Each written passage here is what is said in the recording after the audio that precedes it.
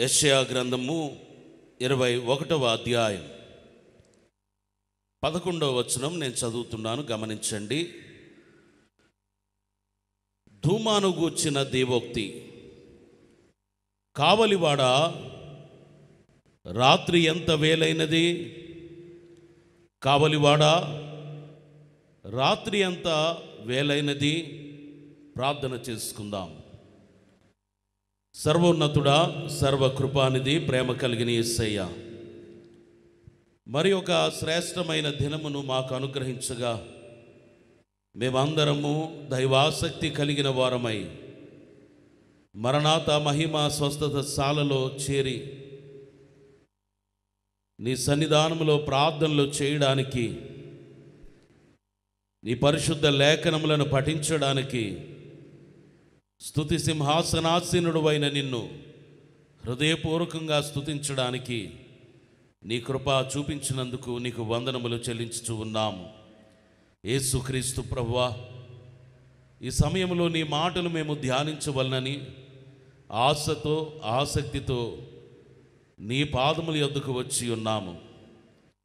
నీ వాక్యములు వెల్లడిగొడుతోడనే వెలుగు కలుగును, అవి తెలివి లేని వారికి తెలివిని కలిగించును అని దావీదు భక్తుని ద్వారా మీరు రాయించి ఉన్నారు. ప్రభువా, ఇప్పుడు నీ వాక్యపు వెలుగును మా మధ్య ప్రకాశింపచేసి ఎట్టి జ్ఞానము మాకు అవసరమై ఉన్నదో, నీ రాకడ బహు సమీపముగా ఉన్న ఈ దినములలో ఎలాంటి తెలివి గలవారముగా మేముండాలని, వివేకము వివేచన గలవారముగా మేముండాలని, ఆత్మజ్ఞానము కలిగిన వారముగా మేముండాలని నీవు కోరుచు ఉన్నావో అటు జ్ఞానమును నీ వాక్య ధ్యానము ద్వారా మాకు అనుగ్రహించుమని మంచి బోధకుడు ప్రాణప్రియుడైన యేసు నామములో వినయముతో వేడుకొనుచున్నాం పరమ తండ్రి, ఆమేన్. ప్రభునందు ప్రియులారా, యేసుక్రీస్తు ప్రశస్త నామములో మీకు కృప సమాధానము కలుగును గాక, ఆమేన్. బైబిలు గ్రంథం అంతటిలో యెషయా గ్రంథము ప్రత్యేకమైన దానిగా కనబడుచు ఉన్నది. ఎందుకు అనగా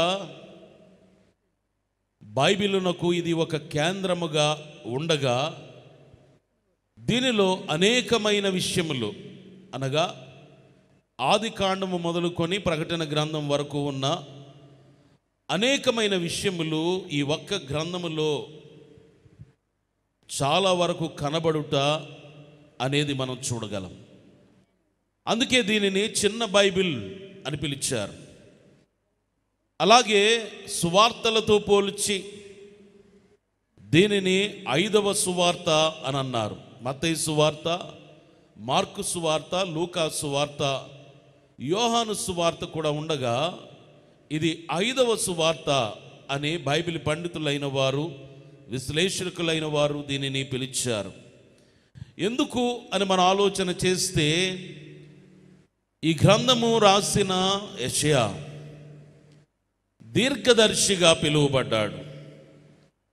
దేవుడు ఆయనకి ఇచ్చిన ప్రత్యేకమైన వరమును బట్టి యేసుక్రీస్తు ప్రభువారి యొక్క జన్మ దర్శనమును చాలా స్పష్టంగా చూచిన వాడుగా, కళ్ళెదురుగా ఆ శిశువును చూచుచున్నవానిగా, ఏలయనగా మనకు శిశువు పుట్టెను, మనకు కుమారుడు అనుగ్రహించబడెను అని స్పష్టముగా చెప్పగలిగిన వానిగా, రాయగలిగిన వానిగా, ప్రవచించువానిగా దేవుడు ఆయనను ఏర్పాటు చేసుకున్నాడు.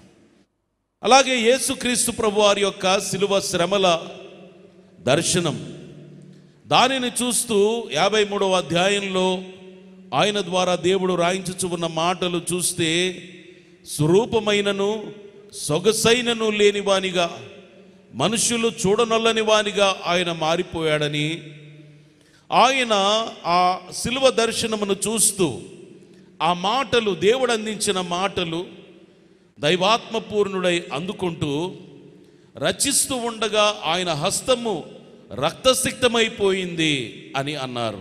అంతటి అనుభవపూర్వకంగా ఖచ్చితముగా చూచినట్టుగా సిలువ నీడలో నిలిచి సిలువకు అతి సమీపముగా ఉండి క్రీస్తు సిలువ శ్రమలను చూచినట్టుగా ఆయన రాశాడు. అంత మాత్రమే కాదు, ఒక దినం అంటున్నాడు 6వ అధ్యాయంలో, రాజైన ఉజ్జియా మృతి నొందిన సంవత్సరమున అత్యున్నతమైన సింహాసనమందు ప్రభువు ఆసీనుడై ఉండగా నేను చూచి తిని అని ఖచ్చితముగా చెప్పగలిగిన వాడిగా ఈ దీర్ఘదర్శిగా పిలువబడుచు ఉన్న యెషయా తెలియచేసిన వాడై ఉన్నాడు. ఇలాగున మనం చూసినట్లయితే అనేకమైన విషయములు ఈ యెషయా గ్రంథములో కనబడుచు ఉన్నవి. అయితే ఈ యెషయా ప్రవక్త ద్వారా దేవుడు రాయించిన ఒక వాక్య వచనమును, ఆ వచనములోని ఒక ప్రత్యేకమైన పదమును ఈ దినము మనము ధ్యానించుకుని ఉన్నాం. మరి ఒక మారు ఈ వాక్యమును చదువుకుందాం. ధూమాను గూర్చిన దేవోక్తి, కావలివాడా రాత్రి ఎంత వేళైనది, కావలివాడా రాత్రి ఎంత వేళైనది అని ఒకడు శేయీరులో నుండి కేకలు వేసి నన్ను అడుగుచున్నాడు. వాక్యం చదివే వారిది కొద్దిగా సౌండ్ తగ్గించండి. ఇక్కడ ఒక మాట ప్రత్యేకంగా రాయిస్తూ ఉన్నాడు. అదేమిటి అంటే, కావలివాడా కావలివాడా అని ఒకరు పిలుస్తున్నారు. ఎవరిని పిలుచుచూ ఉన్నారు అంటే కావలి కాచేవాణిని. ఇంగ్లీష్లో అయితే వాచ్మెన్. ఆయనను పిలుస్తూ ఏమని అడుగుతూ ఉన్నారు అని అంటే, రాత్రి ఎంత వేళైనది, రాత్రి ఎంత వేళైనది, సమయం ఎంతైంది అంటే ఈ కావలి కాచే వాణిని పిలిచి ఒకరు అడుగుచూ ఉన్న ప్రశ్న. రాత్రి అయింది కదా, ఈ రాత్రిలో సమయం ఎంతైంది. కాబట్టి వారు అడుగుతూ ఉన్న ప్రశ్న, కావలివాడా నీవు మెలకువగా ఉంటావు కదా, ఏ వేళ అయినదో నీవు ఎరిగిన వాడవు కదా, కాబట్టి ఎంత వేళ అయినది అంటే సమయము ఎంత అయింది అని తెలుసుకోవాలనుకుంటున్నారు. తెలుసుకోవాలనుకున్నప్పుడు వారి దృష్టిలోనికి వచ్చిన వారు ఎవరు అంటే కావలివాడు, వాచ్మ్యాన్. ఈ వాచ్మ్యాన్ చేసే పని ఏమిటి అంటే రాత్రంతా మెలకువగా ఉంటాడు. మెలకువగా ఉంటాడు కనుక సమయం ఎంత అయింది చూచుకుంటూ కావలి కాస్తాడు. కాబట్టి సమయం ఎంత అయినది అతడు వెంటనే సుమారుగా తక్కువ చెప్పగలిగిన వాడుగా ఉంటాడు కనుక ఈ కావలి వాణిని అడుగుతున్నారట, రాత్రి ఎంత వేళ అయినది, ఈ రాత్రి ఇప్పుడు టైం ఎంత అయింది. మనం కూడా అడుగుతూ ఉంటాం కదా, మన దగ్గర వాచ్ లేకపోతే లేక ఫోన్ అయినా లేకపోతే సమయం తెలియకపోతే మనం కూడా అడుగుతాం, ఎంత వేళ అయినది లేక టైం ఎంత అయింది. ఇదే ప్రశ్న వారు అడుగుచూ ఉన్నారు. అయితే ఎవరిని అడుగుచూ ఉన్నారు అని మనం చూసినట్లయితే ప్రభునందు ప్రియులారా, కావలి వాణిని అడుగుచూ ఉన్నారు. ఈ మాట దేవుడు రాయించిన సందర్భం ఏమిటి అని చరిత్రలోనికి మనం వెళ్ళినట్లయితే ఈ మాట సుమారుగా 689 BCలో ఉన్న సందర్భంలో రాయబడిన మాట. ఏమిటా సందర్భం అంటే, బబులోను రాజ్యముపై అష్షూరు రాజ్యము దాడి చేయుచున్నదట. ఒక రాజ్యముపై మరి ఒక రాజ్యం దాడి చేయుచు ఉన్నది. ఆ దాడి జరుగుచూ ఉన్న సమయంలో ఈ ప్రస్తావన వచ్చింది. ఎందుకంటే దాడి చేస్తూ ఉన్నప్పుడు వారి పట్టణాలను కావలి కాసేవారు మెలకువగా ఉండి చురుకుగా ఉండి శత్రువులు దాడి చేయకుండా వారి పట్టణాలను కాపాడుకునేవారు. కాబట్టి దాడి జరగకుండా చూచే బాధ్యత, లేక ఎవరైనా దాడి చేయడానికి వస్తున్నారా అని తెలుసుకోవాల్సిన బాధ్యత, ఆ సమాచారము తెలుపవలసిన బాధ్యత కావలి వారిది. కాబట్టి కావలి వారు చురుకుగా పనిచేస్తూ ఉన్న దినాలవి. ఆ సందర్భంలో వారిని అడుగుచూ ఉన్న ప్రశ్న ఇది, కావలివాడా రాత్రి ఎంత వేళ అయినది అని అడుగుచూ ఉన్నారు.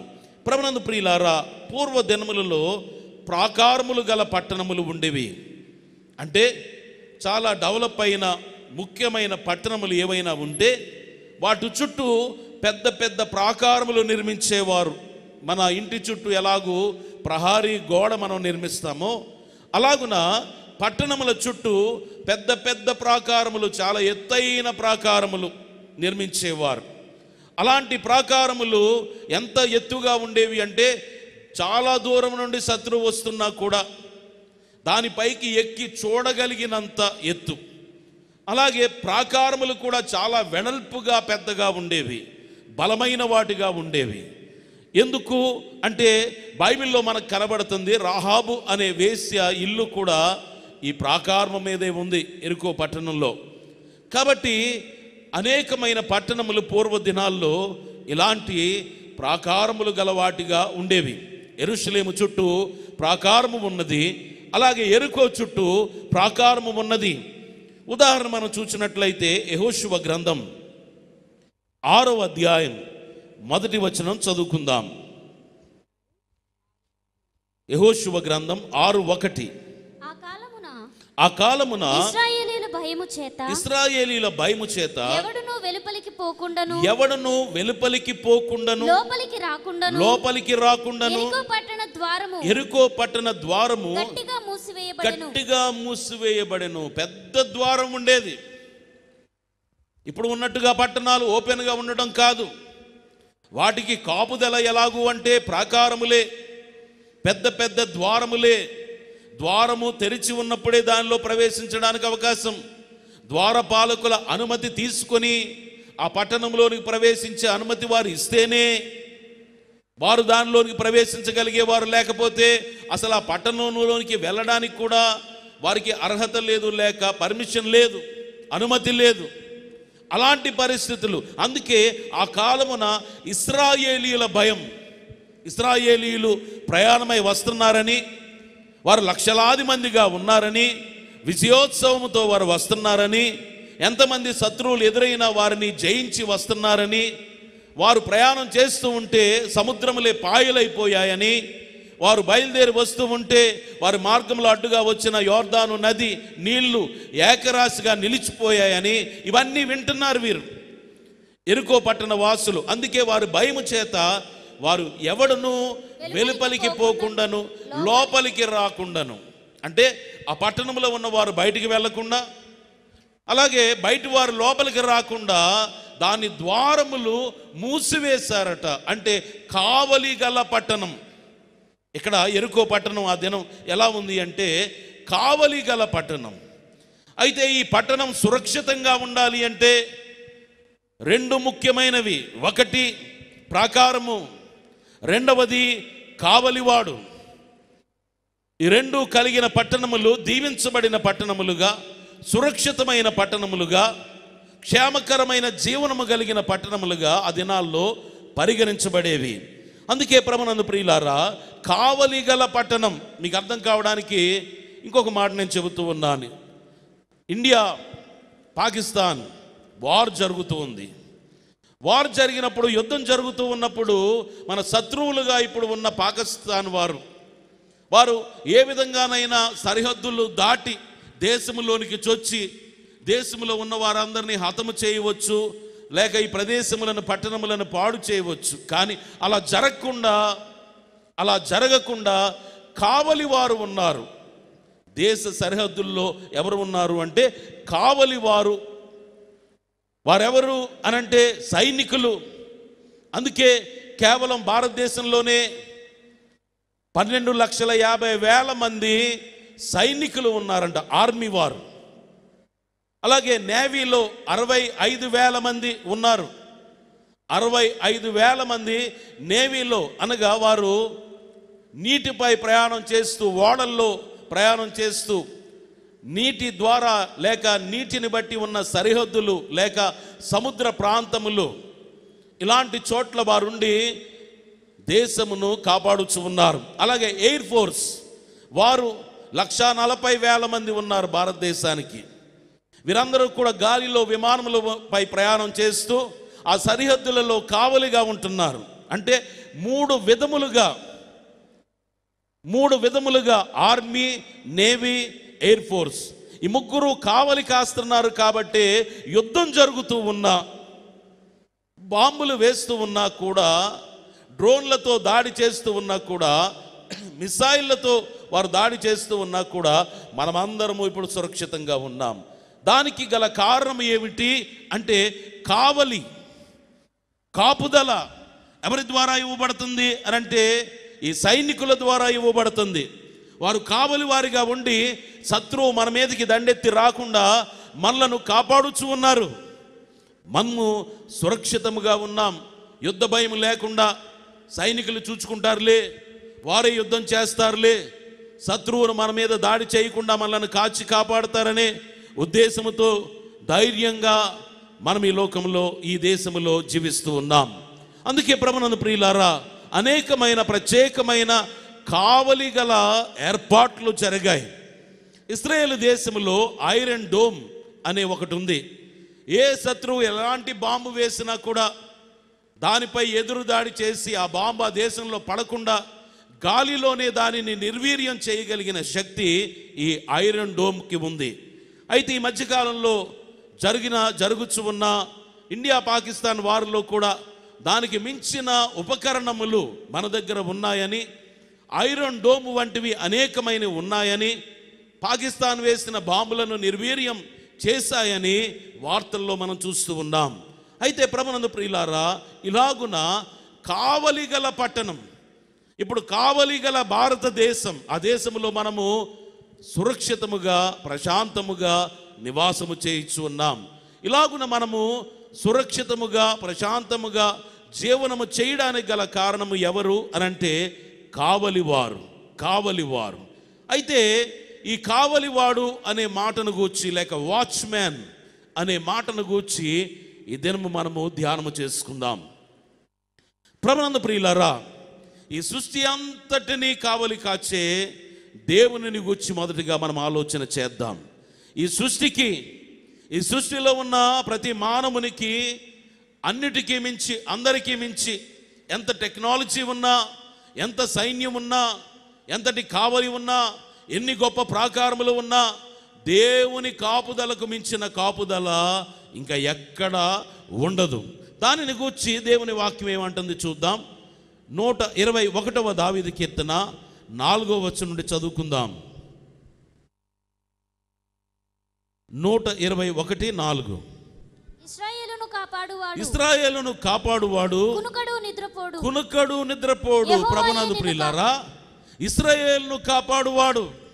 ఆ దినం దావీదు గారి మాటల్లో ఇది, ఈ మాట, ఈ కాపుదల, ఈ కావలి ఇశ్రాయేలు వరకు పరిమితం చేయబడింది.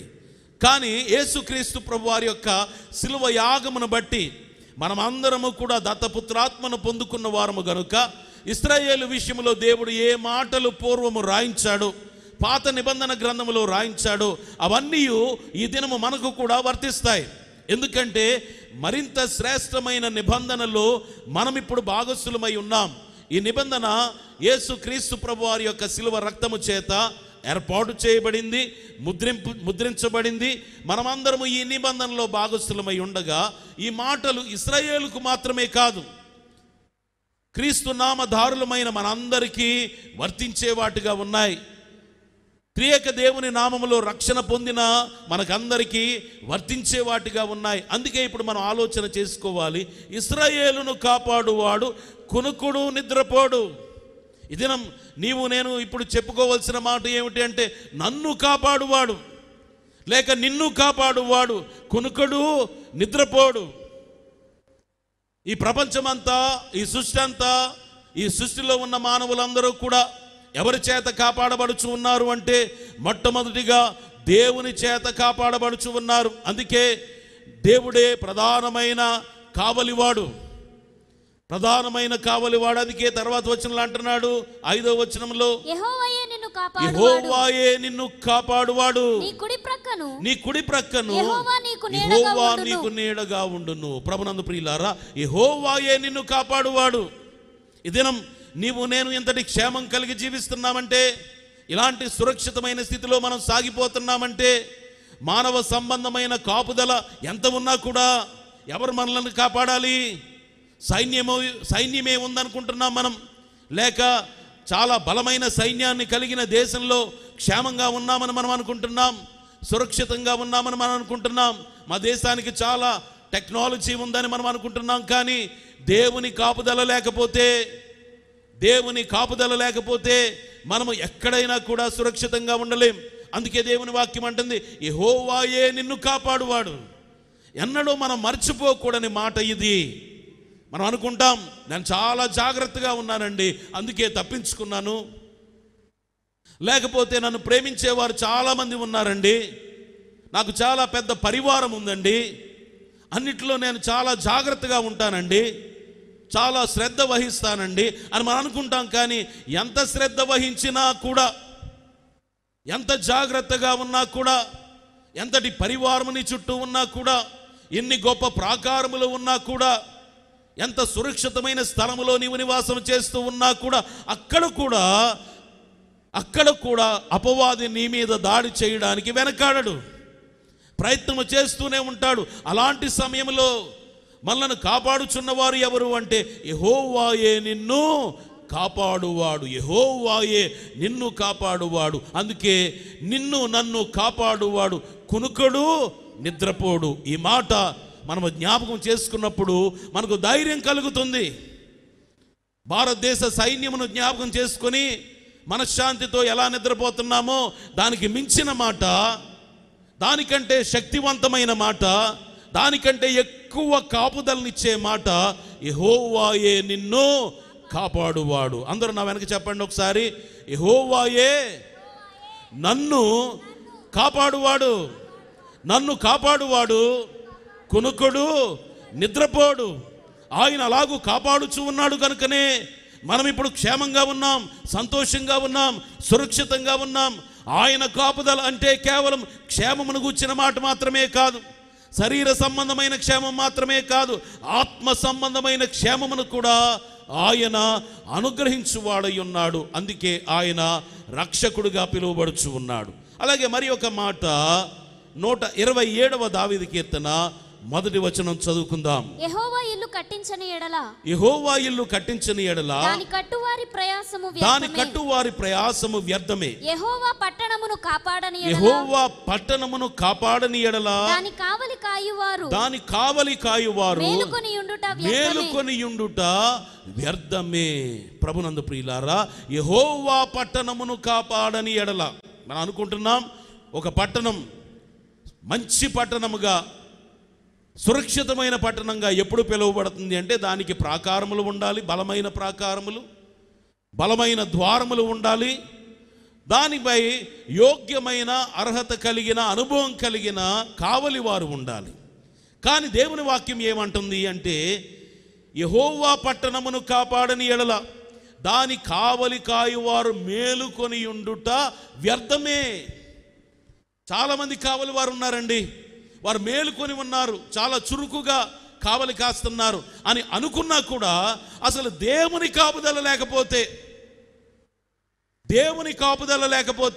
దేవుడు కాపాడకపోతే, దేవుడు సంరక్షించకపోతే మానవులు ఇచ్చే సంరక్షణ దాని ముందు మనము ఎంచతగినది కాదు అని దేవుడు ఇక్కడ దావీదు ద్వారా రాయించు ఉన్నాడు. అందుకే అంటున్నాడు, యెహోవా పట్టణమును కాపాడని ఎడల దాని కావలి కాయువారు మేలుకొని ఉండుట వ్యర్థమే. దేవుని కాపుదల కావాలి ముందు, అన్నిటికంటే మించి, అందరికంటే మించి దేవుని కాపుదల. అందుకే దేవుని బిడ్డలుగా దేవుని సన్నిధానంలోనికి వచ్చిన వారులారా, మనము చేసుకోవాల్సిన ప్రార్థన ఏమిటి అంటే, ప్రభువా నీవే నన్ను కాపాడాలి, నీవే నాకు క్షేమము దయచేయాలి. మనుషులపై ఆధారపడేవానిగా కాకుండా సంపూర్ణంగా నీపైనే నేను ఆధారపడి ఉన్నాను కనుక నీ కాపుదల నాకు కావాలి ప్రభువా అని ఆయనను మనము వేడుకోవలసిన వారమై ఉన్నాం. అందుకే ఒక దినం దావీదు దేవుని స్తుతిస్తూ దేవుని ఏమని పిలుస్తూ ఉన్నాడో చూద్దాం. 80వ దావీదు కీర్తన 1వ వచనం. ఇశ్రాయేలునకు కాపరి చెవియొగ్గుము, మందవలే యోసేపును నడిపించువాడా, కెరూబుల మీద ఆసీనుడైన వాడా ప్రకాశింపుము. ఏమని పిలుస్తున్నాడు? ఇశ్రాయేలునకు కాపరి. ఇశ్రాయేలునకు కాపరి. ఇశ్రాయేలీలను ఎవరు నడిపించారు? మోషే నాయకుడిగా ఉండి నడిపించాడు, తర్వాత యెహోషువ నాయకుడిగా ఉండి నడిపించాడు. కానీ అసలు నడిపించిన వారు ఎవరు? పగలు మేఘస్తంభంలోను రాత్రి అగ్ని స్తంభంలోను నుండి నడిపించిన వారు ఎవరు? నేను నీకు తోడై ఉందును అని సెలవిచ్చిన వారు ఎవరు? అద్భుతములు చేసిన వారు ఎవరు? విజయములు అనుగ్రహించిన వారెవరు? నడిపించిన వారెవరు? అందుకే అంటున్నాడు, ఇశ్రాయేలునకు కాపరి. ఇశ్రాయేలును మందవలే నడిపించిన వాడా. నువ్వు ఎలాగూ నడిపించావంటే, ఒక గొర్రెల కాపరి తన మందను ఎలాగూ నడిపిస్తాడో అలాగూ ఇశ్రాయేలీలను ఐగుప్తు బానిసత్వము నుండి విడిపించి నిర్గమము జరిగించి వారిని వాగ్దత్త దేశములోనికి ఒక కాపరి వలె నడిపించావు.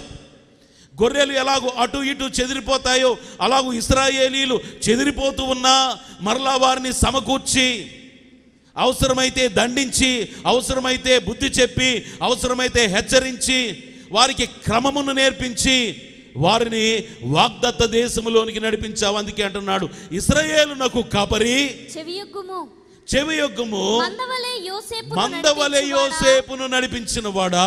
ప్రభునందు ప్రియులారా, ఎంత చక్కని మాట! మందవలే. యోసేపు అనగా ఇశ్రాయేలీలను వ్యక్తీకరించి యోసేపు అంటున్నాడు, ఒక్కొక్క చోట యాకోబు అంటున్నాడు. కడకు ఇశ్రాయేలీలను మందవలే నడిపించిన వాడా. లక్షలాది మందిని కాపరి మందను నడిపించినట్టుగా నడిపించిన వాడు ఈ దినం నిన్ను నన్ను నడిపించలేడా? మన కుటుంబంలో నడిపించలేడా? మన సంఘములను నడిపించలేడా? మన సమాజమును నడిపించలేడా? అందుకే యోసేపును మందవలె నడిపించావు నీవు. ఇశ్రాయేలునకు కాపరివి నీవు. ఇశ్రాయేలునకు ఆ దినము కాపరివే, ఈ దినము కాపరివే, ఈ దినము మాకు కాపరివి. అందుకే దావీదు అంటున్నాడు, యెహోవా నా కాపరి, నాకు లేమి కలుగదు. ఎందుకంటే నీవు సాధారణమైన కాపరివి కాదు. అందుకే నీ కావలిలో, నీ కాపరత్వములో, నీ నాయకత్వములో మేమందరము గొర్రెల వలె సాగిపోతూ ఉన్నాం. మేము నశించిపోకుండా మమ్మలను కాచి కాపాడేవాడవు నీవు. 100 గొర్రెలలో ఒక్క గొర్రె తప్పిపోయినా కూడా ఆ ఒక్క గొర్రెను విడువక దానిని వెదకి రక్షించేవాడవు నీవు.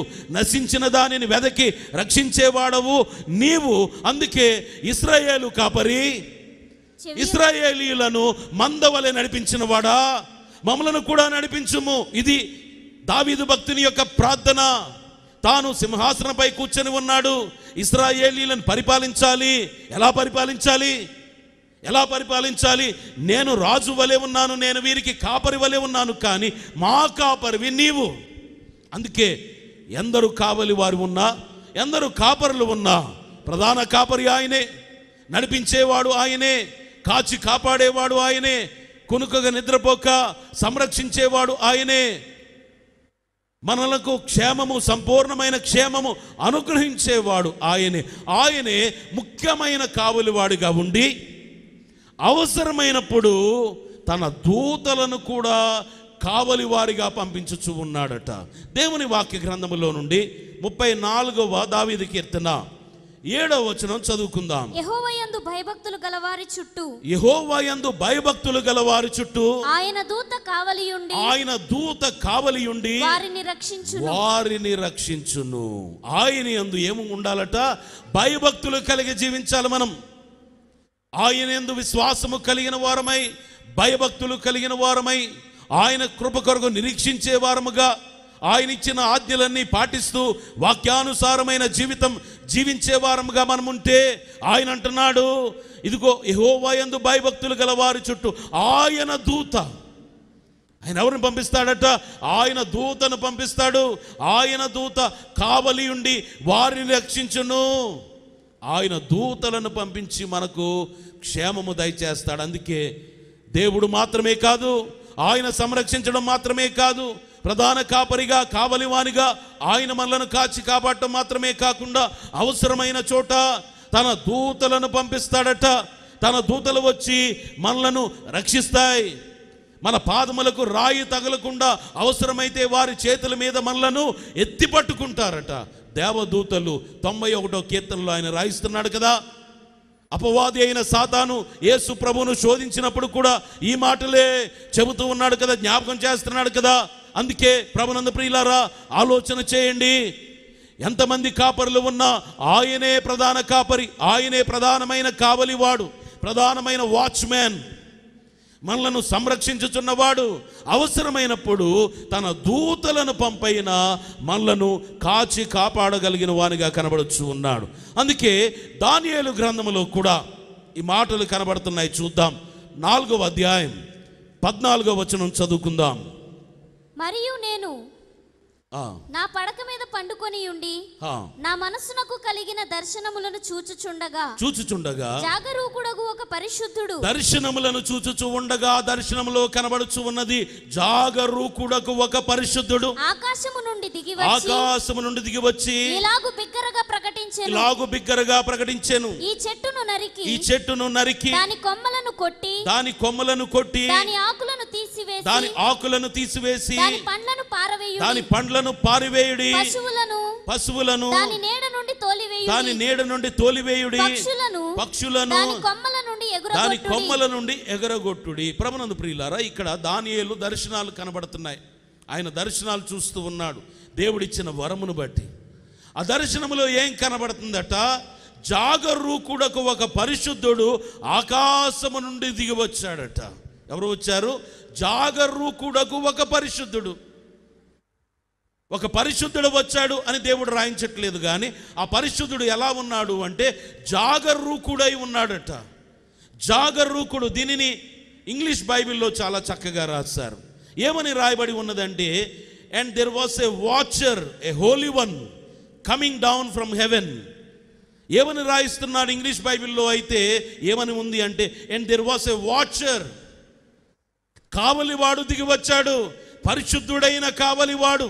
తెలుగులో అయితే జాగరూకుడైన కావలివాడు అంటున్నాడు, కానీ ఇదిగో జాగరూకుడకు ఒక పరిశుద్ధుడు అంటున్నాడు. కానీ ఇంగ్లీష్ బైబిల్లో అయితే ఇదిగో కావలివాడు, పరిశుద్ధుడైన ఒక కావలివాడు దిగి వచ్చాడు. ప్రభునందు ప్రియులారా, మన జీవితాల్లో కూడా మనకు కావలివారు అవసరమై ఉన్నారు. ఎందుకంటే ఎక్కడా క్షేమం లేదు. అపవాది ఎక్కడ గాయపరచాలా, ఎక్కడ బాధ పెట్టాలా, ఎక్కడ హతము చేయాలా, ఏ విధముగా దేవుని నామానికి మహిమ కలగకుండా చేయాలా అని ప్రయత్నం చేస్తూనే ఉంటాడు. బాధ పెడుతూనే ఉంటాడు, ఆటంకములు కలిగిస్తూనే ఉంటాడు, వ్యాధి బాధలు కలిగిస్తూనే ఉంటాడు, నెమ్మది లేకుండా చేస్తూనే ఉంటాడు, అపజయములు కలిగిస్తూనే ఉంటాడు, యుద్ధములలో ఓటమి పాలు చేయాలని ప్రయత్నం చేస్తూనే ఉంటాడు. కానీ ఆయన ఎవరిని పంపిస్తున్నాడట? జాగరూకుడకు ఒక పరిశుద్ధుడు. అందుకే ఇంగ్లీష్ బైబిల్లో చాలా చక్కగా there was a watcher, a holy one, పరిశుద్ధుడైన కావలివాడు. పరిశుద్ధుడైన కావలివాడు పరలోకము నుండి పంపించబడుతూ ఉన్నాడు.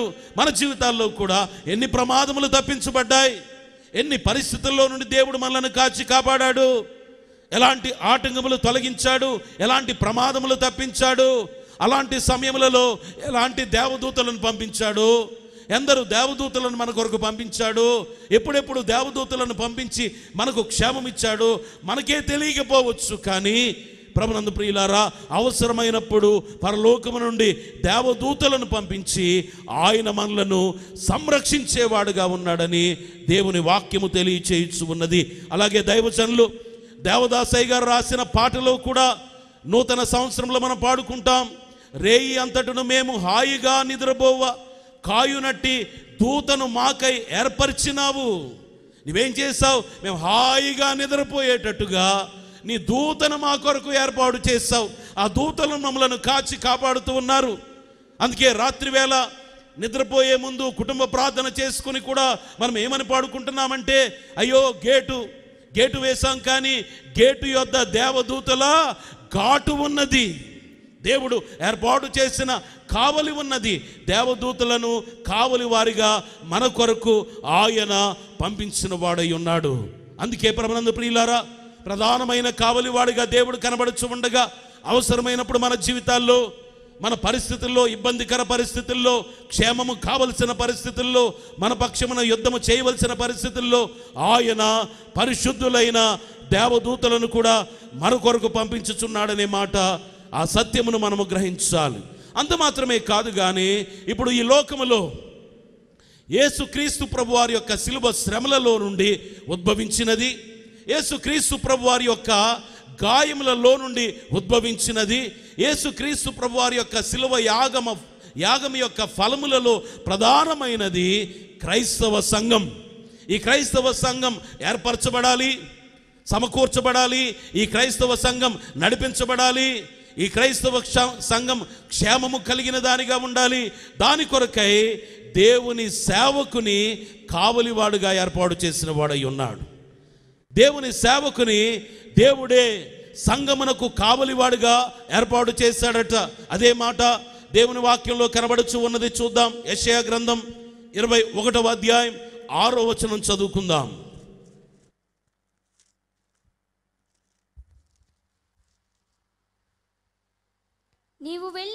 నీవు వెళ్ళి కావలివాని నియమింపుము. అతడు తనకు కనబడు దానిని తెలియచేయవలెను.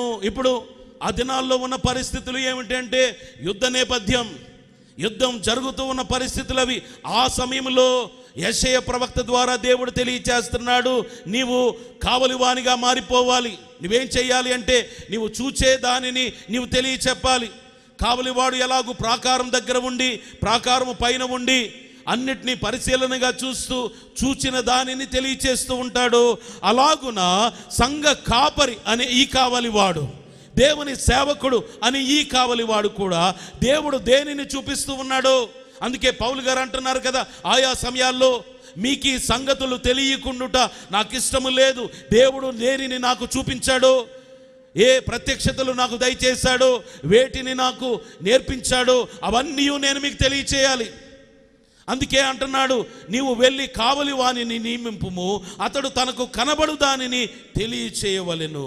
నువ్వు వెళ్ళి కావలి వానిని నియమింపుము అని అంటున్నాడు. ఈ దినం దేవుడు నియమించిన కావలివారు, దేవుని చేత పిలువబడిన కావలివారు, దేవుని చేత ఏర్పాటు చేయబడిన కావలివారు ఎక్కడ చూచినా ఒక్కొక్క మందను కలిగి, చిన్న మందో పెద్ద మందో మందలను కలిగిన వారిగా ఆ మందలను కాపాడుచు ఉన్నారు.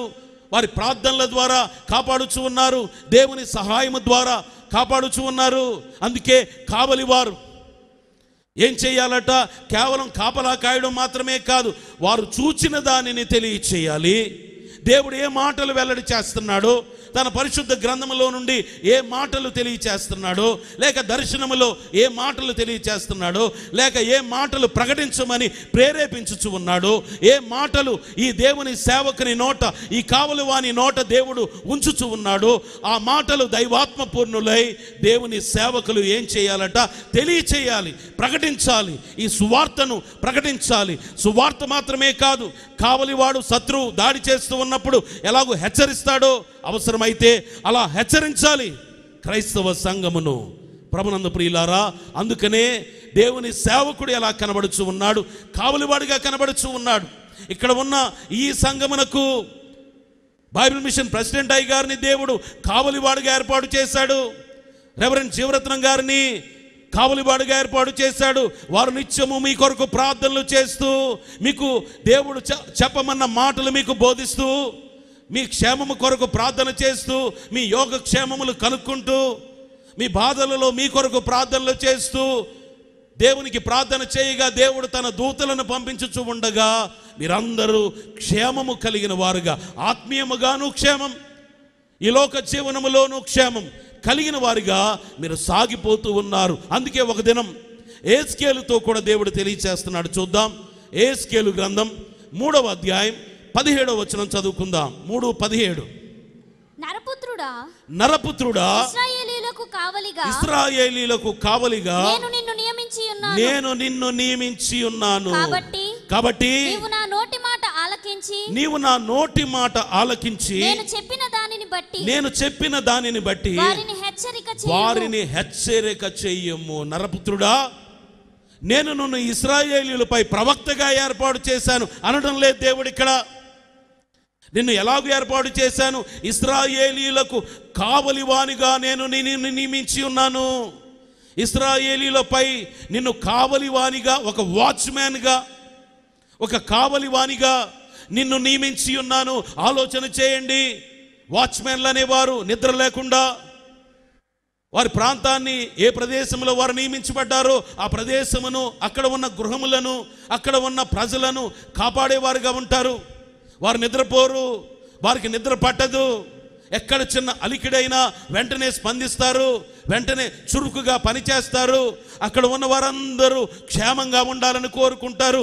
అలాగే క్రైస్తవ సంఘం విషయంలో, దేవుడు అప్పగించిన సంఘం విషయంలో, ఆ దినం ఇశ్రాయేలీల విషయంలో యెహెజ్కేలుతో అంటున్నాడు, నరపుత్రుడా, నరపుత్రుడా, నీవు అందరి వంటి వాడువే, అందరి వంటి మానవుడువే, కానీ నేను నిన్ను ఇశ్రాయేలుపై కావలివానిగా నియమించి ఉన్నాను.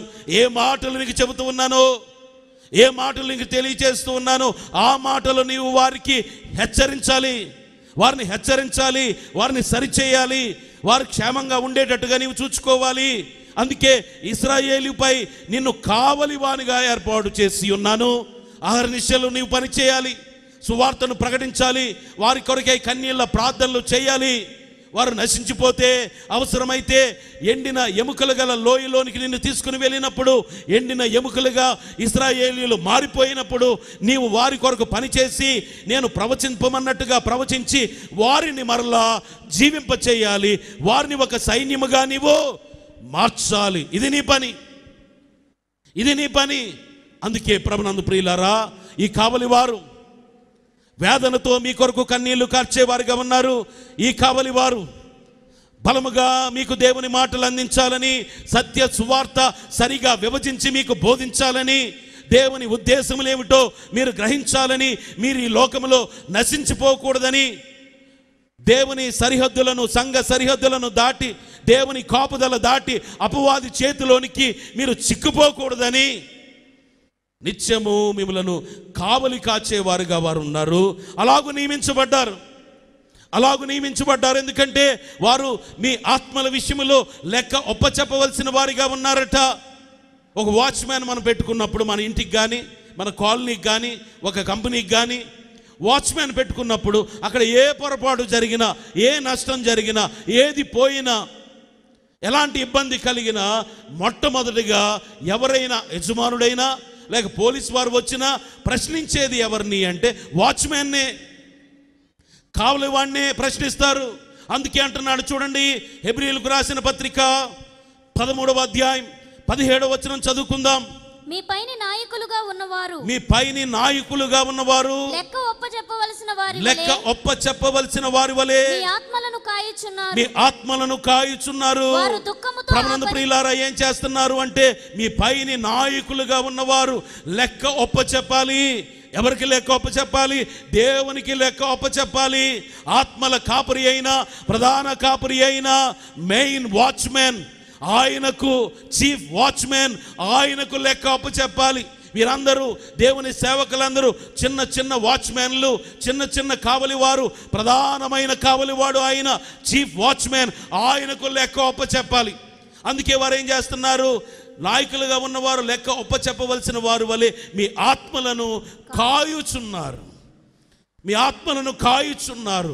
మీ ఆత్మలను కాచేవారు గనుక, అంటే వారు లేకపోతే మీ ఆత్మలకు కాపుదల లేదు. దేవుడు తన దూతను పంపించకపోతే మన ఆత్మలకు కాపుదల లేదు. దేవుడు మనల్ని కాచి కాపాడకపోతే ఈ లోకములో మనకు కాపుదల అనేది ఆత్మీయంగాను శారీరకంగా కూడా లేదు. ఎందుకు అంటే అపవాది ఎప్పుడు దాడి చేద్దామా, ఎప్పుడు దొంగతనము చేద్దామా, ఎప్పుడు హాని చేద్దామా, ఎప్పుడు దేవుని నామానికి అవమానం కలిగేటట్టుగా చేద్దామా అని దేవుని బిడ్డల వైపే చూస్తూ ఉంటాడు.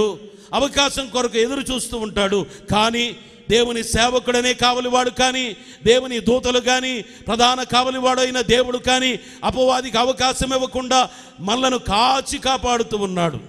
చిన్న బిడ్డలను, మన గృహంలో ఉన్న చిన్న బిడ్డలను పెద్దవారమైన మనము ఎలాగూ కాచి కాపాడుతామో, వారికి క్షేమం కలగాలని వారి విషయంలో ఎలా శ్రద్ధ వహిస్తామో అలాగూ దేవుడు మన విషయంలో కూడా శ్రద్ధ వహించుచూ ఉన్నాడు.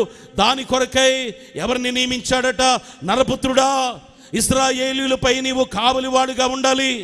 నీవు ఒక వాచ్మ్యాన్వి, నీవు ప్రవక్తవి అనుకోవద్దు. నేను అభిషేకించబడి వాడిని నీవు అనుకోవద్దు.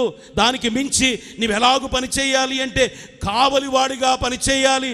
దానిని సంపూర్ణం చేస్తూ పౌలు హెబ్రీ సంఘంతో మాట్లాడుతూ అంటున్నాడు, లెక్క ఒప్ప చెప్పవలసిన వారి వలె మీరు పని చేయాలి, మీరు కావలి కాయాలి, ఆత్మలను కాపాడాలి, ఆత్మలు నశించిపోకుండా కాచి కాపాడాలి. ఆత్మలు నిజమైన గొర్రెల కాపరి యొద్దకు పరిగెత్తుకుని వచ్చే గొర్రెల వలె ఉండేటట్టుగా వాటిని మీరు నడిపించాలి అని అంటున్నాడు. మొదటిగా మనం చూసింది దేవుడే ప్రధానమైన కావలివాడు.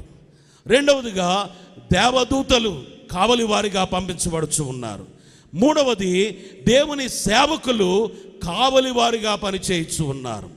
వీటన్నిటికీ మించి వ్యక్తిగతముగా నేనంటాను, మనకు మనమే కావలి వారం, మనకు మనమే కాపాడుకోవాలి, మనలను మనమే సంరక్షించుకోవాలి. దేవుని వాక్య గ్రంథములో నుండి ఒకసారి మనం చూద్దాం. కొరింథీయులకు రాసిన మొదటి పత్రిక 6వ అధ్యాయం 19వ వచనం చదువుకుందాం. మీ దేహము దేవుని వలన మీకు అనుగ్రహింపబడి మీలో ఉన్న పరిశుద్ధాత్మకు ఆలయమై ఉన్నదని మీరెరుగరా? మీరు మీ సొత్తు కారు. ప్రభునందు ప్రియులారా, మీ దేహం మనల్ని మనం కాపాడుకోవాలి అంటే రెండు విధములుగా కాపాడుకోవాలి. ఒకటి దేహమును, రెండవది ఆత్మను. ఈ దేహమును గురించి మనం ఆలోచన చేస్తే మనం అనుకుంటాం ఇది మన్నులో నుండి వచ్చింది కనుక మరలా మన్నులోనికి వెళ్ళిపోద్ది, ఇది అంత ప్రత్యేకమైనది కాదు, ఇది అంత అవసరమైనది కాదు, ఈ దేహమును గురించి ఎక్కువగా నేను ఆలోచించాల్సిన అవసరం లేదని మనం అనుకుంటాం. కానీ దేవుడు ఇక్కడ ఏం జ్ఞాపకం చేస్తున్నాడు? ఈ కొరింథీ సంఘంతో మాట్లాడుతూ పత్రిక రాస్తూ పౌలు గారు అంటున్నారు, మీ దేహము దేవుని వలన మీకు అనుగ్రహించబడింది. ఈ దేహం మన్నులో నుండి వచ్చిందని నీవు అనుకున్నావు, కానీ మన్నును తెచ్చి ఒక మానవ రూపాన్ని చేస్తే మానవుడు అయిపోతాడా? అవ్వడు. దేవుడు కూడా నేల మంటితో నరుని సృజించాడు, అక్కడికి మానవుడు కాలేదు, అప్పటికి కూడా మట్టి బొమ్మే. కానీ దానిలో దాని నాసికారంధ్రములలోనికి జీవవాయువును ఓదగా అప్పుడు నరుడు జీవాత్మ అయ్యాడు, అప్పుడు మట్టి శరీరమైంది. లేకపోతే ఈ శరీరం మనంతట మనం తయారు చేసుకున్నది కాదు. అందుకే అంటున్నాడు కదా, మీ దేహము దేవుని వలన మీకు అనుగ్రహింపబడి మీలోనున్న పరిశుద్ధాత్మకు ఆలయమై ఉన్నదని మీరు ఎరుగురా? ఇది ఆలయం, మీ దేహము దేవుని ఆలయం అంటున్నాడు. ఈ ఆలయాన్ని మీరు కాపాడుకోవాలి, ఈ ఆలయాన్ని మీరు సంరక్షించుకోవాలి. అందుకే ఆత్మ ఆత్మ ఆత్మ అనుకుంటూ శరీరాన్ని నిర్లక్ష్యం చేసేవారు అనేక మంది ఉన్నారు. ఈ లోకంలో మనం జీవించినంత కాలం ఈ ఆత్మకు ఆలయము ఈ శరీరం గనుక ఈ శరీరం విషయంలో కూడా చాలా శ్రద్ధ కలిగిన వారంగా ఉండాలి. అందుకే మనకు మనమే కావలి వారం అయితే, ఇఫ్ వీఆర్ సెల్ఫ్ వాచ్మెన్, మనల్ని మనం కాచుకునే వాచ్మెన్లం అయితే ముందు మన శరీరాన్ని కాపాడుకోవాలి. ఎందుకంటే అది పాప నైజము కలది, పాపపు వాలు కలది. పాపం చేయడానికి శరీరేచ్ఛలు అంటున్నాడు, శరీరము ఇచ్ఛలు కలిపితే పాపం అవుతున్నాయి. అందుకే ఈ రెంటిని నీ స్వాధీనంలో నీవు ఉంచుకోవాలి. అందుకే ప్రభునందు ప్రియులారా, నీ శరీరాన్ని నీవు కాపాడుకోవాలి. నీవు కావలి వాడవైతే, నీ విషయంలో నీవు శ్రద్ధ కలిగిన వాడవైతే నీ శరీరమును కూడా జాగ్రత్తగా చూసుకోవాలి, దానిని భద్రపరుచుకోవాలి. ఎందుకంటే దేవుడిచ్చిన పరిశుద్ధాత్మకు అది ఆలయమై ఉన్నది. దేవుని ఆలయాన్ని ఎంత ప్రత్యేకమైన దానిగా చూస్తామో, ఎంత ప్రత్యేకమైన శ్రద్ధతో దానిని అలంకరిస్తామో, దానిని భద్రపరుస్తామో, దానిని పరిశుభ్రంగా ఉంచుతామో, అలాగున మన శరీరమును కూడా మనము కాపాడుకోవాలని దేవుని వాక్యము సెలవిచ్చుచు ఉన్నది. అలాగుననే కేవలము శరీరమునకు మాత్రమే కాదు. మలాకీ గ్రంథం 2వ అధ్యాయం 16వ వచనం చదువుకుందాం. భార్యను పరిత్యజించుట నాకు అసహ్యమైన క్రియ అని ఇశ్రాయేలీయుల దేవుడగు యెహోవా సెలవిచ్చుచున్నాడు. మరియు ఒకడు తన వస్త్రములను బలాత్కారముతో నింపుట నాకు అసహ్యమని సైన్యములకు అధిపతి యెహోవా సెలవిచ్చుచున్నాడు. కాబట్టి మీ మనస్సులను కాచుకొనుడి, విశ్వాసఘాతకులు కాకుడి. ప్రభునందు ప్రియులారా, ఏమంటున్నాడు? మీ మనస్సులను కాచుకోవాలి, మీ మనస్సులను కాచుకోవాలి. ఈ మనస్సు అన్నిటికంటే వేగముగా ప్రయాణం చేయగలదట, అన్నిటికంటే వేగముగా ప్రయాణం చేయగలదు. అందుకే క్లాస్ రూమ్లో టీచర్స్ అంటూ ఉంటారు, కొందరు శ్రద్ధ లేకుండా ఎక్కడో ఆలోచిస్తూ ఉంటే బాడీ ప్రజెంట్ మైండ్ ఆబ్సెంట్ అని అంటారు. అనగా శరీరం ఇక్కడే ఉంది కానీ మనసు ఎక్కడికో వెళ్ళిపోయింది. ఏ ప్లే గ్రౌండ్కి వెళ్ళిందో, ఏ ఆట స్థలంలోనికి వెళ్ళిందో, ఏ ఇష్టమైన చోటుకు వెళ్ళిందో. అందుకే ఈ మనస్సు అన్నిటికంటే వేగముగా ప్రయాణించగలదు. ఈ వేగమును నీవు సద్వినియోగపరుచుకొని, మనం శిలువ ధ్యానాల్లో పాడుకుంటాం కదా, కల్వరిగిరి చేరు మనస్సా అని మనస్సును వేగముగా కల్వరి యొద్దకు నడిపించవచ్చు, వేగముగా దేవుని సన్నిధిలోనికి నడిపించవచ్చు, వేగముగా పరలోక రాజ్యములోనికి నడిపించవచ్చు, వేగముగా దేవుని వాక్యం యొద్దకు నడిపించవచ్చు, దేవుడిచ్చే వరముల యొద్దకు నడిపించవచ్చు, దేవుడిచ్చే తలాంతుల యొద్దకు నడిపించవచ్చు, వేగముగా విశ్వాసమునకు కర్తయు దాన్ని కొనసాగించువాడైన క్రీస్తు యొద్దకు నడిపించవచ్చు. కానీ మనం ఏం చేస్తూ ఉన్నాము అనంటే దీనిని కాపాడుకోకుండా, అందుకే అంటున్నాడు కదా, మీ మనస్సులను కాచుకొనుడి. ఒకవేళ మీ మనస్సులను మీరు కాచుకోకపోతే విశ్వాసఘాతకులైపోతారు. మనస్సుకు విశ్వాసమునకు సంబంధం ఉందంటున్నాడు. నీ మనస్సులను కాచుకొని ఎక్కడికి నడిపించాలి? విశ్వాసమునకు కర్తయు దానిని కొనసాగించువాడైన క్రీస్తు యొద్దకు నడిపించాలి. అలాగూ నడిపించగలిగితేనే నీవు విశ్వాస సహితమైన జీవితాన్ని జీవించి దేవుని మెప్పించేవాడవుగా ఉంటావు.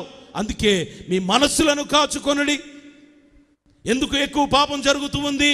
పాపం ఎక్కడ జరుగుతుంది అంటే క్రియలో పాపము జరగడానికంటే ముందు మనస్సులో జరుగుతుంది, మనస్సులో జరుగుతుంది. అందుకే అంటున్నాడు, మీ మనస్సులను కాచుకొనుడి. మీ మనస్సులను కాచుకోవాలి, మీ మనస్సులను భద్రపరచుకోవాలి. అపవాది ఎత్తుకొని పోకుండా, అపవాది ఆక్రమించకుండా. మనస్సులో నుండే ఆలోచనలు పుడతాయి గనక ఆలోచనలను దేవుని స్వాధీనములో, మన స్వాధీనములో, వాక్యం యొక్క స్వాధీనములో మనం ఉంచుకునేటట్టుగా మనస్సులను కాచుకొనుడి అని అంటున్నాడు. నీకు నీవే వాచ్మ్యాన్ అయితే, నీకు నీవే కావలివాడు అయితే నీ శరీరమును కాచుకోవాలి, నీ మనస్సును కాచుకోవాలి.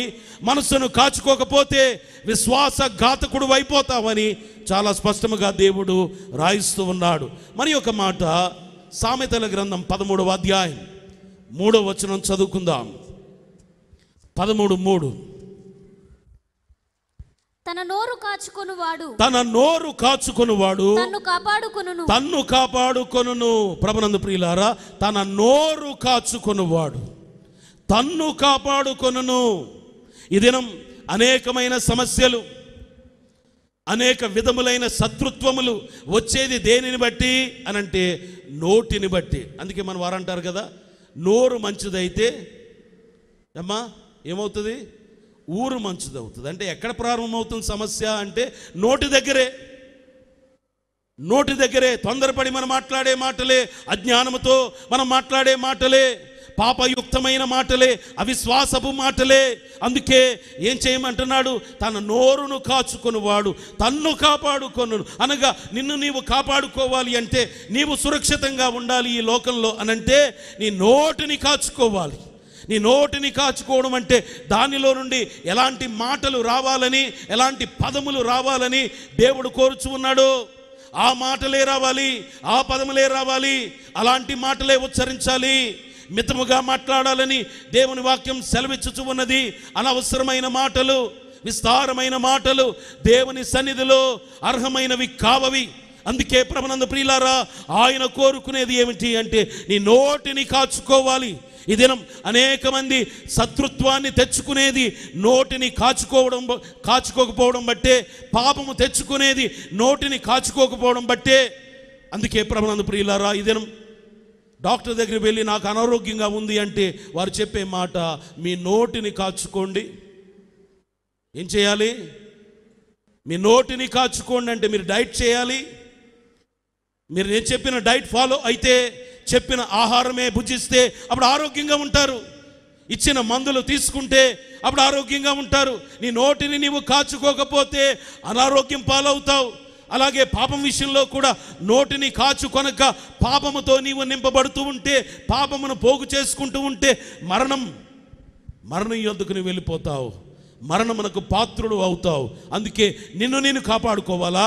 ఈ లోకంలో దేవుడు స్వతంత్రం ఇచ్చాడు. చాలామంది అంటారు కదా, వాక్ స్వాతంత్రం ఇచ్చాడు దేవుడు.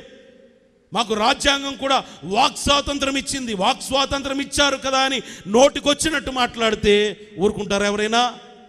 ఎవరు ఊరుకున్నా ఊరుకోకపోయినా ఇశ్రాయేలును కాపాడువాడు కునుకుడు నిద్రపోడు అని అన్నాం కదా. కునుకక నిద్రపోక కాపాడేవాడు కునుకక నిద్రపోక నీ ప్రతి మాటను గమనిస్తున్నాడని నువ్వెన్నడూ మర్చిపోకూడదు. అందుకే నీ నోటిని కాచుకోవాలంటుంది దేవుని వాక్యం. అలాగే మరి ఒక మాట 34వ దావీదు కీర్తన 13వ వచనం.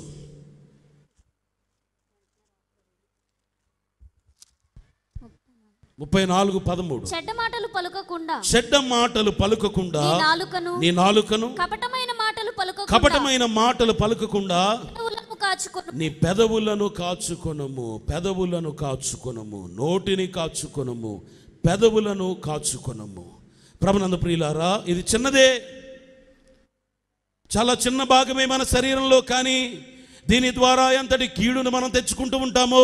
అందుకే అంటున్నాడు చాలా స్పష్టంగా, చెడ్డ మాటలు పలుకకుండా నీ నాలుకను, కపటమైన మాటలు పలుకకుండా నీ పెదవులను కాచుకొనము.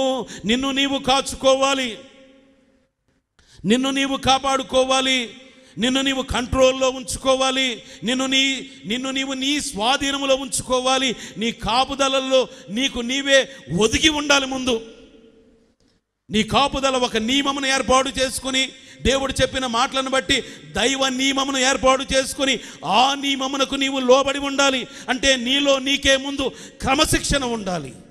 ఆ క్రమశిక్షణ నీలో నీవు పెంపొందించుకుంటే అప్పుడు దైవ క్రమశిక్షణ వైపు నీవు చూడగలుగుతావు. దేవుడు ఏర్పరిచిన క్రమశిక్షణ ఉన్నది, దానిని నీవు పాటిస్తావు. దానిని పాటించినప్పుడు పరలోక రాజ్య వారసుడు అవుతావు. అందుకే అంటున్నాడు, నిన్ను నీవు కాచుకోవాలి, నిన్ను నీవు నీ నోటిని కాచుకోవాలి, నీ శరీరమును కాచుకోవాలి, నీ మనస్సును కాచుకోవాలి, నీ ఆలోచన కాచుకోవాలి. అందుకే నిన్ను నీవు కాచుకోవాలి. అందుకే నీకు నీవే కావలివాడు.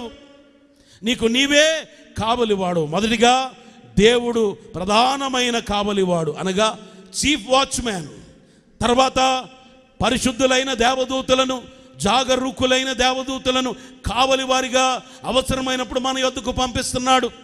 అవసరమైతే మన పక్షంగా యుద్ధము కూడా వారు చేయగలుగుతారు. అలాగే దేవుని సేవకుడు, కావలివాడు సంగమునకు ఎంత ప్రయాసపడతాడో, అహర్నిశలు పనిచేస్తూ ఉంటాడు, యోగక్షేమములు కనుక్కుంటూ ఉంటాడు.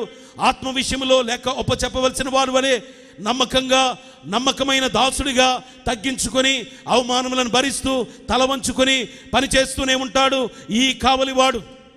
ఆత్మల విషయంలో కావలివాడు, శారీరక జీవనం విషయంలో కూడా బాధ్యత వహించి కావలివానిగా నిత్యము మీ కొరకు ప్రార్థించేవాడిగా ఈ కావలివాడు, దేవుని సేవకుడు, సంఘ కాపరి ఉంటాడు.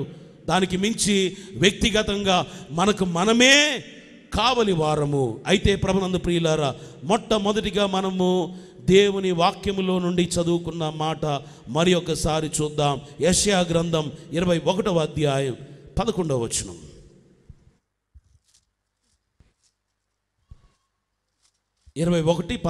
యెషయా గ్రంథం. దూమాను గూర్చిన దేవోక్తి, కావలివాడా రాత్రి ఎంత వేళైనది, కావలివాడా రాత్రి ఎంత వేళైనది అని ఒకడు శేయీరులో నుండి కేకలు వేసిన నోడుగుచ్చు ఉన్నాడు. ఒక కావలివాడు రాత్రి ఒక పట్టణాన్ని కాపాడుతున్నాడట. కాపాడుతూ ఉంటే దూరం నుండి ఒకడు కేకలు వేసి అడుగుతున్నాడట. ఏమని అడుగుతున్నాడు? కావలివాడా, రాత్రి ఎంత వేళైనది అంటే టైం ఎంత అయింది? ఎందుకంటే నువ్వు మెలకువగా ఉండి నిద్రపోకుండా ఈ పట్టణాన్ని కాపాడుతున్నావు కదా, నీ వాచ్మ్యాన్ కదా, కాబట్టి సుమారుగా టక్కున టైం చెప్పగలిగిన వాడు నీవే. మనము కూడా ఈ రాకడ కాలంలో కావలి వారు వలె పని చేయాలి. ఎలా పని చేయాలి అంటే, ఏ సమయం అయిందో బైబిల్ ప్రకారం మనకు కనబడుతుంది కదా. ఆదికాలం ప్రవక్తల కాలం, రాజుల కాలం, నిశ్శబ్ద కాలం, సువార్త కాలం, ఆది సంఘ కాలం, కృపాకాలం, ఇప్పుడు రాకడ కాలం. ఈ కాలములు ఉన్నాయి కదా. మనము కూడా తెలుసుకోవాలట. మనకు మనమే కావలి వారమైతే, ఈ ఆత్మ విషయంలో శ్రద్ధ కలిగిన వారమైతే, ఈ ఆత్మ ఎక్కడి నుండి వచ్చిందో మరలా ఆ సృష్టికర్త దగ్గరికి వెళ్ళేటట్టుగా మనము ఆ గమ్యమును కోరుకునే వారమైతే, మనము కూడా కావలి వారి వలె చురుకుదనము కలిగి ఉండాలి. ఏం చెప్పాలి? రాత్రి ఎంత వేళైనది. ఇప్పుడు ఏ సమయం? దేవుని ఆజ్ఞల ప్రకారం, దేవుని వాక్య ప్రకారం ఇప్పుడు ఏ సమయం? దేవునిని బట్టి ఏ కాలంలో నేనున్నాను? ఆయన రాకడ సమీపంగా ఉందా? ఆయన ఎప్పుడు వస్తాడు? అందుకే చూడండి, మార్కు సువార్త 13వ అధ్యాయం 35వ వచనం చదువుకుందాం. మార్కు సువార్త 13:35. ఇంటి యజమానుడు ప్రొద్దుగుంకి వచ్చును, అర్ధరాత్రి వచ్చును, కోడి కూయినప్పుడు వచ్చును, తెల్లవారునప్పుడు వచ్చును. ఎప్పుడు వచ్చునో మీకు తెలియదు ఓ కావలివాడా. ఇంటి యజమానుడు ఉన్నాడు అనగా నీ దేహము దేవుని ఆలయం అన్నాడు కదా. తన ఇంటి యజమానుడు అనగా నీ యజమానుడు, మనందరికీ యజమానుడు, ప్రధాన కాపరిగా, కావలివాడిగా కనబడుచు ఉన్నాడు. కానీ మనందరి పైన యజమానుడు ఆయనే. ఆయనే మనలను సృజించిన వాడై ఉన్నాడు. ఆయన మనకు మూలమై ఉన్నాడు కనుక ఇంటి యజమానుడు అనగా దేవుడు. ఎప్పుడు వస్తాడు? అందుకే అంటున్నాడు కదా, ప్రొద్దుగుంకి వచ్చును, అర్ధరాత్రి వచ్చును, కోడి కూయినప్పుడు వచ్చును, తెల్లవారినప్పుడు వచ్చును.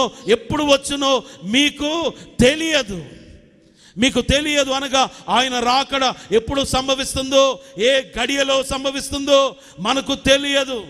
తెలియదు గనుక ఒక కావలివాడు ఎంత చురుకుదనము కలిగి ఉంటాడో, ఓ కావలివాడు నిద్రపోకుండా ఎలా కనిపెడుతూ ఉంటాడో, ఎలా ఎదురు చూస్తూ ఉంటాడో, ఎలా అన్నిటినీ గమనిస్తూ ఉంటాడో, ఏ పరిస్థితికైనా వెంటనే స్పందించడానికి ఎలాంటి సిద్ధ మనస్సు, సిద్ధపాటు కలిగి ఉంటాడో, అలాగున మనము కూడా ఈ యజమానుడు మన యజమానుడు. అందుకే దేవుని వాక్యం అంటుంది, నిన్ను సృష్టించిన వాడు నీకు భర్త అయి ఉన్నాడు. నిన్ను సృష్టించిన వాడు నీకు భర్త అయి ఉన్నాడు. నీకు భర్త అయితే నీకు యజమానుడే. క్రొత్త నిబంధన ఏమంటుందంటే, నిన్ను రక్షించిన వాడు నీకు భర్త అయి ఉన్నాడు. నిన్ను రక్షించిన క్రీస్తే వరుడుగా రానై ఉన్నాడు. నీ వధువుగా సిద్ధపడాలి. ఆయన నీకు భర్త అయి ఉన్నాడు. భర్త అనగా యజమానుడు దేవుని వాక్యమును బట్టి. అలాగైతే నీ యజమానుడు, నీ ఇంటి యజమానుడు, నీ ఆత్మకు యజమానుడు, నీ శరీరమునకు యజమానుడు. ఎప్పుడు వస్తాడో ఆయన, ఏ వేళలో వస్తాడో, ఏ గడియలో వస్తాడో నీకు తెలియదు. కాబట్టి కావలివాడు ఎలా చురుకుదనం కలిగి ఉంటాడో, కావలివాడు ఎంత యాక్టివ్గా ఉంటాడో, కావలివాడు ఎలాగూ పని చేస్తాడో, అన్నిటినీ గ్రహించి అన్నిటినీ అవగాహన చేసుకుని ఎలాగూ జీవిస్తూ ఉంటాడో, శత్రువును గూర్చి అవగాహన, పరిస్థితులను గూర్చి అవగాహన, ఎలాంటి శత్రువు వస్తే ఎలా స్పందించాలో, ఎలాంటి పరిస్థితులు ఏర్పడితే ఎలాంటి హెచ్చరిక ఇవ్వాలో, ఎలాగున తన్ను తాను సిద్ధపరచుకుని అన్ని విధములుగా సిద్ధపడిన వాడుగా ఉంటాడో, అలాగూ నీవు నేను కూడా. ఆయన రాక బహు సమీపంగా ఉంది. ఆయన రాక బహు సమీపంగా ఉంది. అయితే ఇప్పుడు అని అనేక మంది ఇప్పుడు వస్తాడు, అప్పుడు వస్తాడని అంచనాలు వేస్తున్నారు. కానీ దేవుని వాక్యం అంటుంది, వచ్చే కుమారునికైనా దేవదూతలకైనా ఆయన ఎప్పుడు వస్తాడో, ఏ గడియలో వస్తాడో తెలియదు. అందుకే ఇంటి యజమానుడు ఎప్పుడు వచ్చునో మీకు తెలియదు. తెలియదు గనుక ఒక వాచ్మ్యాన్, ఒక కావలివాడు ఎంత చురుకుగా సిద్ధపడి ఉంటాడో ఏ పరిస్థితినైనా ఎదుర్కోవడానికి. యజమానుడు వచ్చేసరికి యజమానునికి సంతోషం కలిగేటట్టుగా, ఎలాగున ఇదిగో నేనున్నానండి, పని చేస్తున్నాను, మీరు అప్పగించిన పనిని నేను చేయించు ఉన్నాను, మీరు ఇచ్చిన ఈ గృహాన్ని కావలి కాస్తున్నాను, ఇదిగో మీరు ఇచ్చిన ఈ ఆత్మను సంరక్షించుకున్నాను, మీరు అందించిన అన్ని వనరులను బట్టి, వసతులను బట్టి నేను అన్ని విధములుగా సిద్ధంగా ఉన్నాను మీ రాక కొరకని మనము సిద్ధపడిన వారంగా ఉండాలని ఈ యజమానుడు కోరుకుంటూ ఉన్నాడు. ఈ యజమానుడు అలా కోరుకుంటూ ఉండగా మనం అందరము నిద్రించే వారంగా కాకుండా, నిర్లక్ష్యం చేసే వారంగా కాకుండా, బుద్ధి లేని కన్యకల వలె కాకుండా, బుద్ధి గల కన్యకల వలె ఒక చురుకుదనము కలిగిన కావలి వాని వలె, వాచ్మ్యాన్ వలె మనలను మనం సిద్ధపరచుకోవాలి. అలాగూ సిద్ధపరచుకున్న వారమైతే ఇదిగో పెండ్లి కుమారుడు అని కేక వినబడిందట. ఇదిగో పెండ్లి కుమారుడు అనే స్వరము వినబడుతుంది. వెంటనే బుద్ధిగల కన్యకలు వెంటనే దివిటీలను చేతపట్టుకుని పెండ్లి కుమారుని ఎదుర్కొని ఎలాగూ పెండ్లి విందులోనికి వెళ్ళిపోయారో అలాగున ఆయన మధ్యాకాశములో ప్రత్యక్షమైనప్పుడు అది రెప్పపాటున జరుగుతుందని దేవుని వాక్యం సెలవిచ్చుచూ ఉండగా ఆ రేప్చర్ అది జరిగినప్పుడు మనమందరము కూడా ఆ మేఘములో ఎత్తబడాలి. ఎవరు ఎత్తబడగలరు అంటే సిద్ధ మనస్సు కలిగిన వారే, చురుకుదనము కలిగిన వారే, అన్నిటినీ ఓర్చుకొని సహించుకొని ఆయన కృప కొరకు కనిపెట్టుచున్న వారే. కనుక మనమందరము కూడా ఒక కావలి వాని వలె మనల్ని మనం సిద్ధపరచుకున్న వారమైతే ఆయన రాకడలో తప్పక ఎత్తబడతాం. యజమానుడు వచ్చినప్పుడు ఆయనను ఎదుర్కొంటాం. ఆయన మన కొరకు సిద్ధపరిచిన పరలోక రాజ్యములోనికి ప్రవేశిస్తాం. అక్కడ సుభిక్షమైన, సురక్షితమైన, ఆనందమయమైన, మహిమాయుక్తమైన సంతోషముతో నింపబడిన జీవితాన్ని కలిగి ఉంటాం. అటు ఆశీర్వాదము దీవెన దేవుడు మన ఎల్లరకు అనుగ్రహించును గాక. ఆమేన్. సర్వోన్నతుడా, సర్వకృపానిధి, ప్రేమ కలిగిన యేసయ్య, ఈ మధ్యాహ్న కాల సమయంలో నీ వాక్యము ద్వారా మాతో మాట్లాడినందుకు వందనములు. మేము కావలి వారము.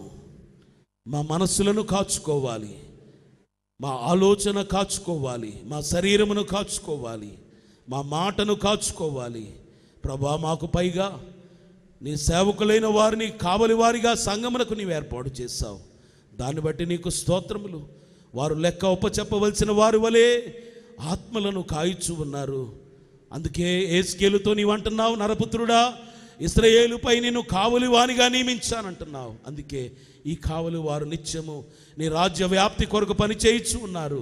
అవసరమైనప్పుడు నీ దూతలను కూడా కావలి వానిగా నీవు పంపించుచు ఉన్నావు. ప్రభువా, నీకు స్తోత్రములు. అన్నిటికి మించి ఇశ్రాయేలును కాపాడు. నీవు కునుకక నిద్రపోక మమ్మలను కాచి కాపాడుచున్నావు తండ్రి, నీకు స్తోత్రములు. అందుకే కావలి గల విశ్వాసి అని భక్తులు పాడుకున్నారు.